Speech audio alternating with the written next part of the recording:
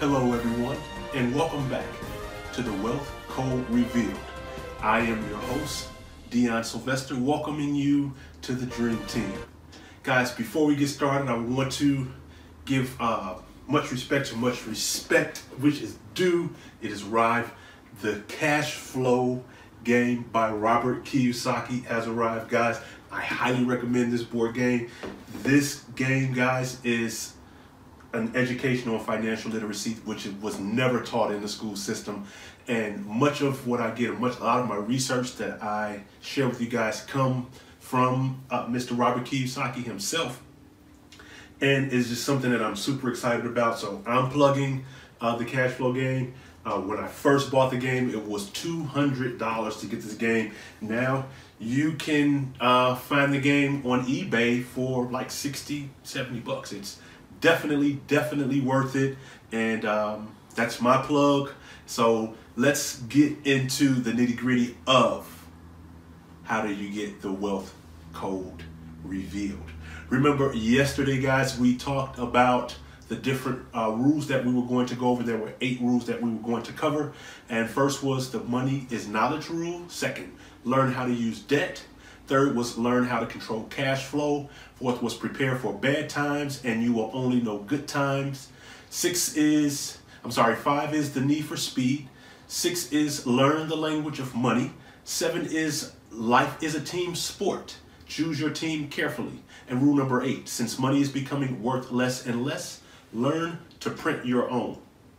So what we're going to cover today, guys, is the first rule, which is money is knowledge. So at this time, I want you to go and grab a notepad, the notepad that you always use when you're taking good notes in, because those notes that you guys are taking, those are like uncashed checks. If you've been in this industry for any amount of time and you know, like I know, you take a lot of notes, sometimes a lot of people don't do anything with those notes that they take. And the notes that they're taking are from people that are successful in the industry that they're in. So if you go back and you find any of those notebooks that you currently have, you will find if you begin to share that information with other people, those notes are a wealth of knowledge and can also be wealth in your bank account. Those are uncashed checks, ladies and gentlemen. So without further ado, let's get into the rule number 1. Money is knowledge. I hope that you've had a chance to go and grab a notepad and a pen so you can take notes. But let's get started. Why what you know, not what you have, makes you rich? Let's talk about that for a second. Have you ever heard anyone say they wish they had $1 million? Then they'd be rich, right?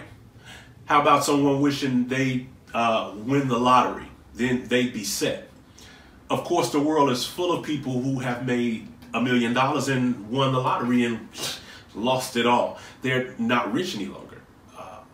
Let's talk about that. Why is that? Well, fundamentally, it's because they misunderstand what makes you rich in the first place and what money really is. Let's talk about how the definition of money has changed.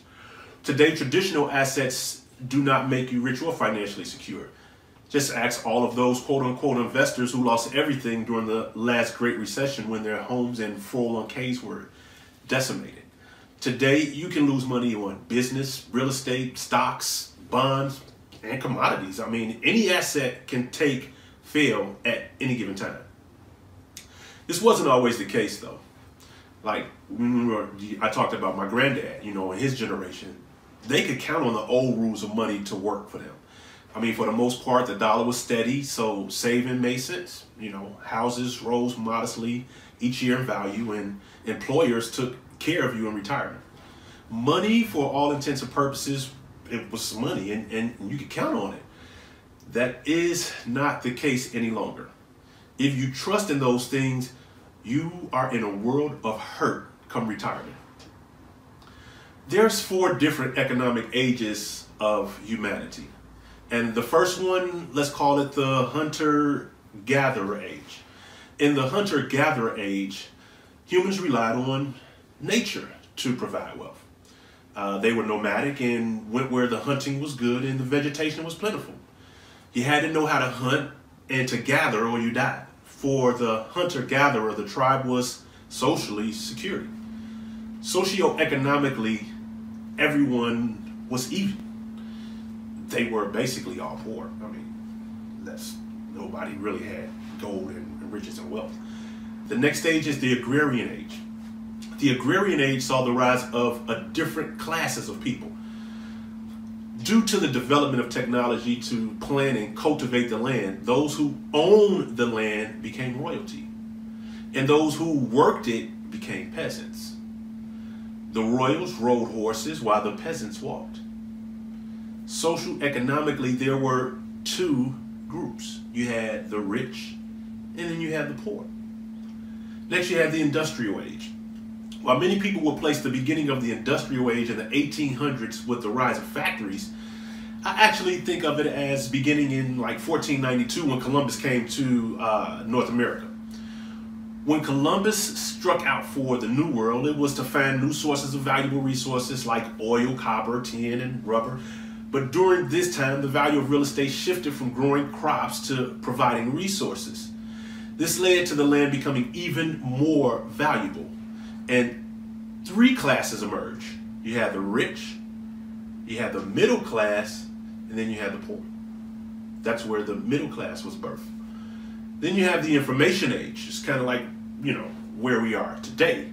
Today is the information age, where information leveraged by technology and inexpensive resources like the internet, produces wealth. This means that the price of getting wealthy has actually gone down. For the first time in history, wealth is available to just about everyone, you and me included. There are now three groups of people. I'm sorry, four. Because you got the poor, you got the middle class, which is slowly shrinking, you got the rich, then you got the super rich. But even though we live in the information age, it is not information that makes you rich.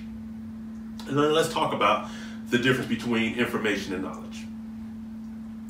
In my travels, I've been over to the East Coast and even in the Midwest where you see the Amish.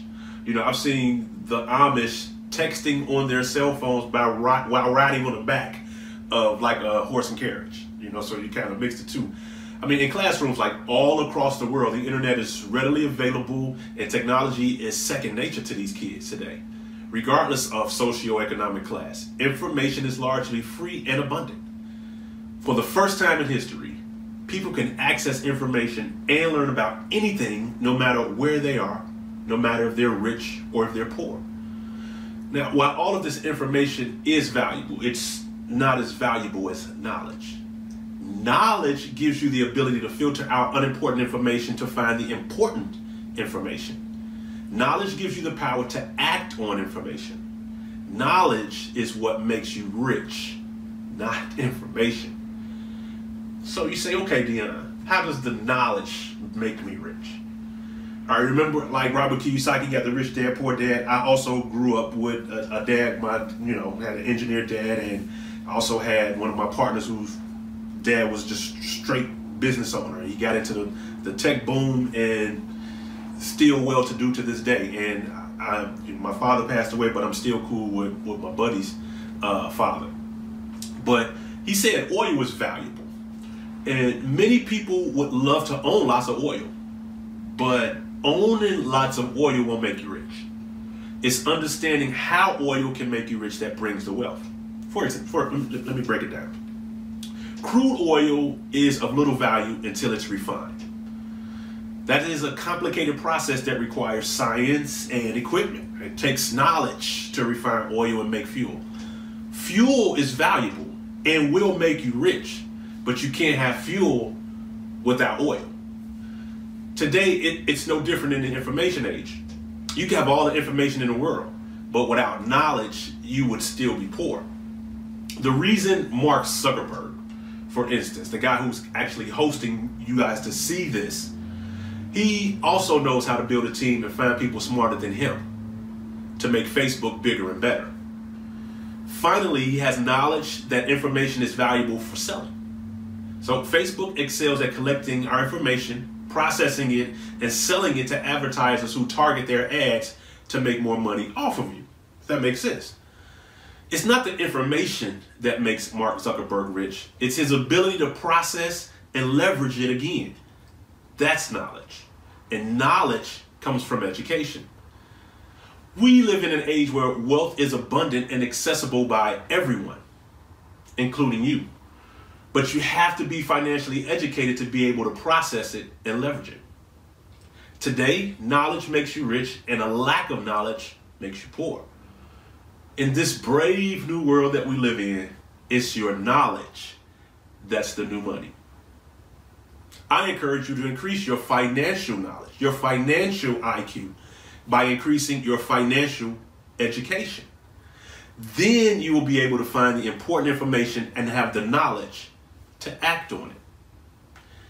You see, because they don't teach financial literacy in school, we have to find where that knowledge is and apply it accordingly. Well, we have found that secret for you. And that wealth code is revealed on the website. Once you go to that website, that lack of financial education, that lack of financial knowledge will start to dissipate. You will re-educate your mind. You will have the knowledge. And once you have the knowledge to apply, then you can begin to be wealthy. So make sure that you click that link. If you don't see it, it's www.forexmastercourse.com. Make sure you go to that link and begin today on your financial journey and enhancing your knowledge. Again, this is Sylvester representing from the Dream Team. Welcome you to the Wealth Code Revealed. Have a wonderful day, and I'll see you next time.